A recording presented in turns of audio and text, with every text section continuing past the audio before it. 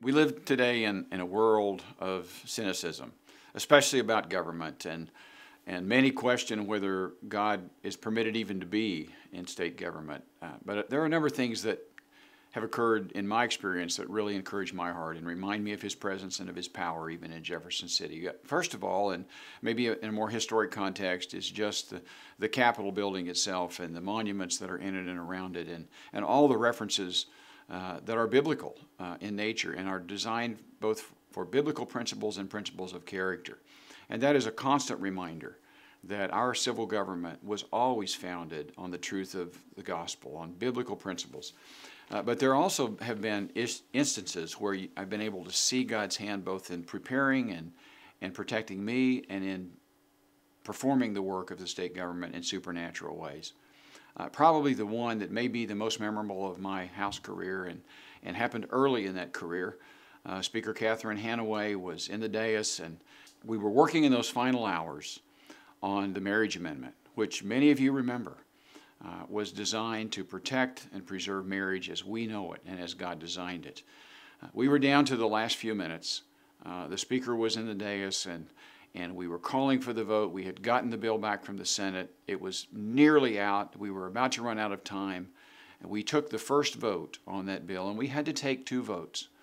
And immediately, many who opposed it were standing up and asking for a certain procedural activity that it would have certainly taken the rest of the time that we had, the last few minutes, and we would have never gotten to that final vote. And that would never have gone to the ballot and allow the people of Missouri to approve it by an overwhelming majority.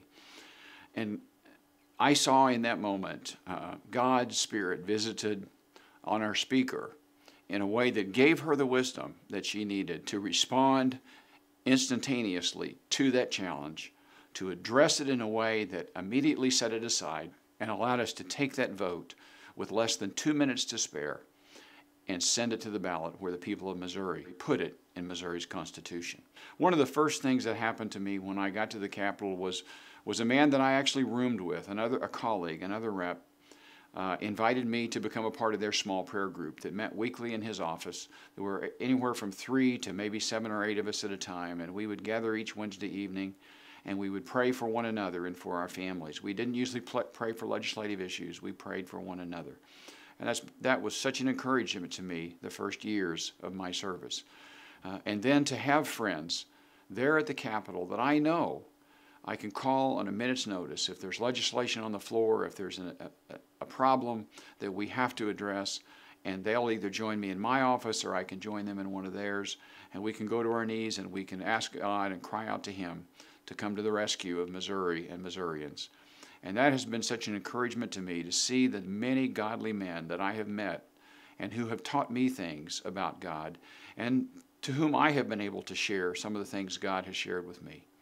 That's an exciting part of this job, the relationships that I've built, the discovery of godly men and women in government that have been such an encouragement both to me and to my family. I will never forget it. I thank you for the prayers that you offer up in accordance with 1 Timothy chapter 2, because they are being answered in Jefferson City. Thank you, and God's very best.